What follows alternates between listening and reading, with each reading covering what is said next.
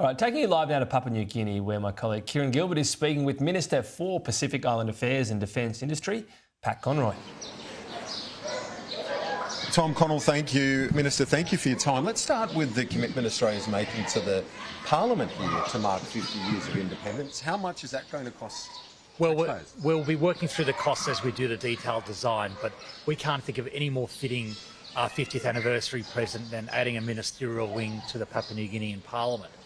Importantly, there is only one non-Australian material in our Parliament House, which was ebony, gifted to us by the people of Papua New Guinea. So to return the favour by helping build a ministerial wing to their Parliament House, I think is a great gift for Australia's only colony. It is a generous gift, though, given it's a blank cheque, essentially. Well, it's not a blank cheque. We have a good idea of the cost, but we're not going to give it a definitive idea until we've done the detailed design work. Importantly, it's coming out of the existing development relationship with PNG. It's not additional money. It's part of our annual funding of development in Papua New Guinea. So are we talking hundreds of millions? Is that the figure? I'm not going to put a sum on. I don't think it's going to be in that plural there, but we'll see what the detailed design is. But I want to assure your viewers that this is a great, important, symbolic gift to PNG, but it will come out of existing development funding. On the defence treaty, have we rushed this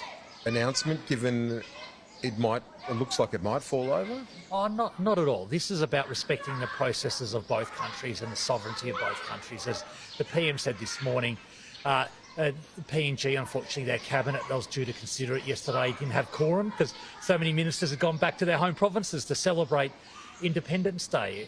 So it's just about them going through their processes as it's gone through ours, but there's no disagreement about the treaty. Everyone's united in it, but we've got to respect their due process just as they respect ours. But that's fine to respect the process, but should the government have waited till the cabinet had ticked it off before signalling that there was going to be a treaty? Well, i.e., was this done so that there's an announceable for the 50th anniversary? Well, the treaty's ready. It's just about it going through the processes, and we'll see what Wednesday brings us.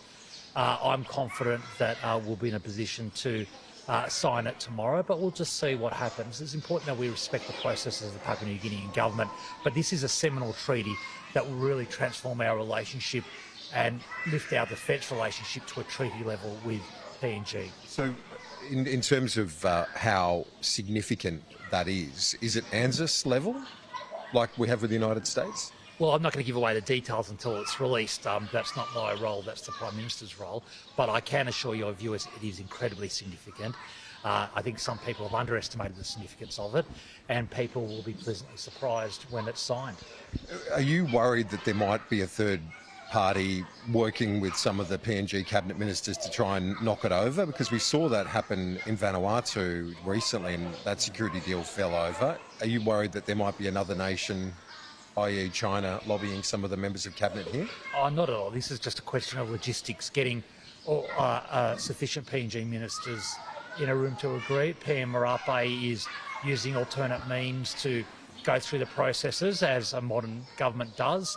This was more about an administrative delay than anything else. And in terms of Vanuatu, people have been very open that that treaty has been finalised in terms of the words, but we're just looking at how we give some more comfort to some of the questions around infrastructure investment. So that one will still happen? Look, I'm confident we're working through the process and we'll get there in the end. But as Prime Minister Napat said of Vanuatu, some in his coalition just want a bit more comfort about language around infrastructure, and that's fine to work through. You're very confident it will be signed, the defence treaty with PNG tomorrow? I'm confident, absolutely. On the thing that we know has been signed, but still some question marks, is the PNG Rugby League team. I saw recently reports suggesting that the NRL clubs are spending up their funding, additional funding from the federal government as part of the $600 million investment. They're spending it quickly in case the PNG team falls over.